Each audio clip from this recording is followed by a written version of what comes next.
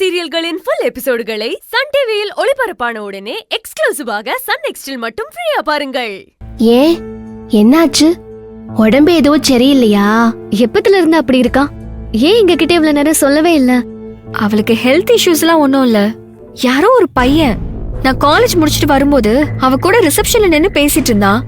அவன் பேசிட்டு போனதுல இருந்தே அவ ஒரு மாதிரி டிஸ்டர்ப்டாவே இருக்கா. யார வேணும் கேட்ட, தெரியலன்னு சொல்லிட்டா. அவ ஏதோ ப்ராப்ளத்துல இருக்கான்னு மட்டும் தெரியுது. சரி ஃப்ரீயா அப்புறம் கேட்டுக்கலான்னு விட்டுட்டேன்.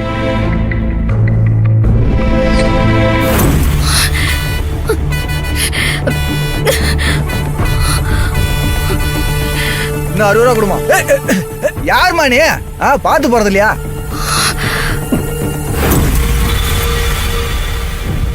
சரி வாங்க போய் என்னன்னு கேப்போம். ஓகே.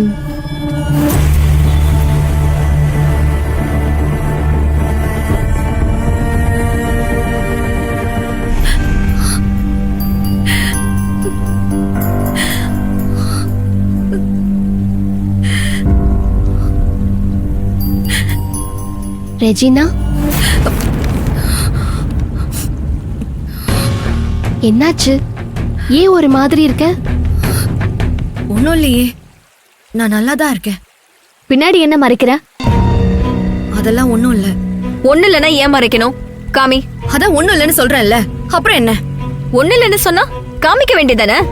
காமி. இங்க பாரு சல்மா, எல்லாத்துக்கும் ஒரு லிமிட் இருக்கு. ஒன்னும் இல்லைன்னா சும்மா விட வேண்டியதானே? சும்மா இரிட்டேட் பண்ணிக்கிட்டு. ஏய், நீ யாரு? சொல்லு ரெஜினா, நீ யாரு? இவங்களுக்கு வேணா ஒண்ணு தெரியாம இருக்கலாம், ஆனா எனக்கு நல்லா தெரியும். உசுர கையில புடிச்சுக்கிட்டு காரைக்குடி பஸ்ல ஏறின உன் முகம் இப்பவும் என் மனசுல பதிஞ்சு கிடக்கு. அம்மா எங்கம்மா போற? இந்த பஸ் எங்க போகுது? பஸ் எங்க போகுதா? எங்க போகுதுன்னு தெரியாம தான் ஏறினியா நீ? எங்க போறதுன்னு தெரியாம கால் போன போக்குல போற மாதிரி பஸ்ல போற பாதையில எதுக்கு இந்த ஊருக்கு வந்த?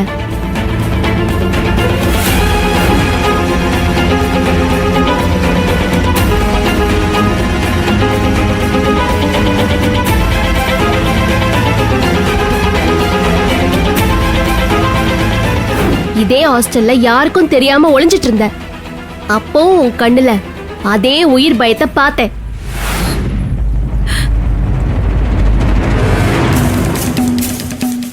யார்கிட்டயும் கொஞ்ச நாள் பேசாம இருந்த. நாம எல்லாரும் ஒன்னா இருந்தாலும் நீ மட்டும் தனி உலகத்துல வாழ்ந்த. இப்போ உன்னை பார்க்க ஒரு பையன் வந்திருக்கான். அவன் கூட நீ பேசுறத சல்மா பாத்திருக்கா. கேட்டா யாருன்னே தெரியாதுங்கிற.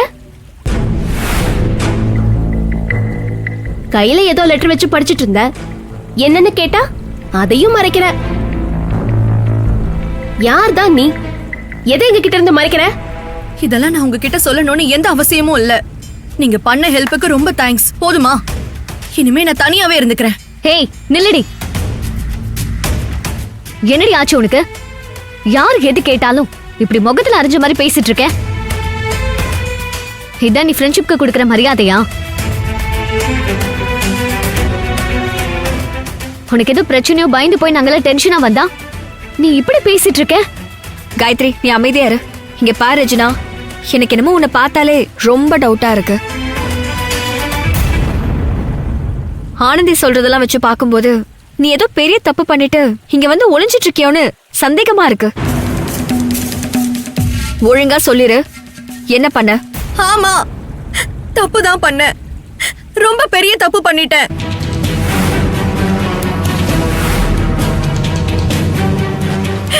இனிமே எதையும் சரி பண்ண முடியாத அளவுக்கு பெரிய தப்பு பண்ணிட்டேன்.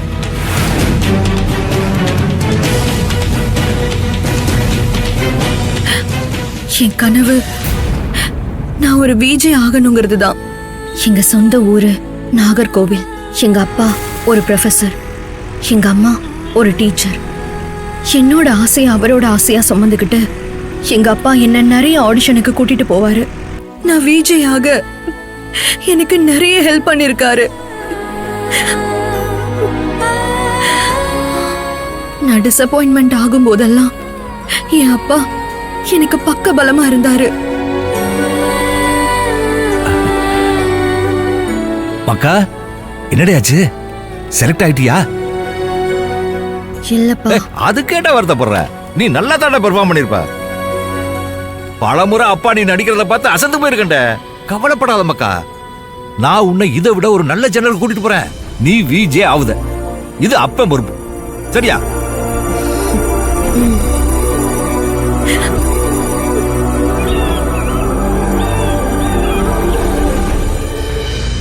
முக்கடல் சந்திக்கும் குமரி மக்கள் அனைவருக்கும் வணக்கம். Welcome to the show. உங்களுடன் நான். இந்த நிகழ்ச்சியை தொகுத்து வழங்குறது நான் உங்க ரெஜினா. வாழ்க்கையில தங்களோட லட்சியம் சூப்பர். சோ வாங்க முதல் சாதனையாளர் கிட்ட பேசலாம். மக்களுக்கு நடுவுல எனக்கான சின்ன ரெகக்னேஷன் எல்லாமே சந்தோஷமா போச்சு. ஆனா அந்த வேலையே என் வாழ்க்கையை தலைகீழா மாத்தோன்னு நான் நினைக்கவே இல்லை. ரெஜினா, சொல்லு கணேஷ். நீ லாஸ்ட் டைம் ஷோவை எப்படி பிரசன்ட் பண்ணியோ அதே மாதிரி இந்த தடவை அல்டிமேட்டா ஷோவை பிரசன்ட் பண்ணணும். நீ ஸ்கிரிப்ட் ரெடி பண்ணிக்கோ, சொதப்பிடாத. இங்க பாரு, அதுக்கு நீ என்ன ஃப்ரீயா விட்டாதான் என்னால திங்க் பண்ணி ஸ்கிரிப்ட் ரெடி பண்ண முடியும், சரியா? ரஜினா, கணேஷ், உங்க 2 பேரும் சார் கேபின் வர சொன்னார். போலாமா?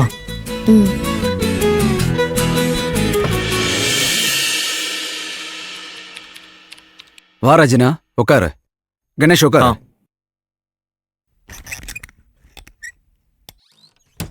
ரஜினா சார். நாளைக்கு ஒரு முக்கியமான ஆளை நீ இன்டர்வியூ பண்ணணும். சார், இன்டர்வியூவா? நானா? வழக்கமா ரோஷினி தானே பண்ணுவாங்க. ரோஷினி ஒரு எமர்ஜென்சிக்காக லீவ் போட்டிருக்காங்க. சோ நீ தான் இன்டர்வியூ எடுக்கணும். ரொம்ப முக்கியமான ஆளு, அப்பாயின்மெண்ட் கிடைக்கிறதே கஷ்டம். சோ அங்க ஷார்ப்பா 11 o'clock appointment. Okay sir. Sir, யாரை இன்டர்வியூ பண்ணணும்?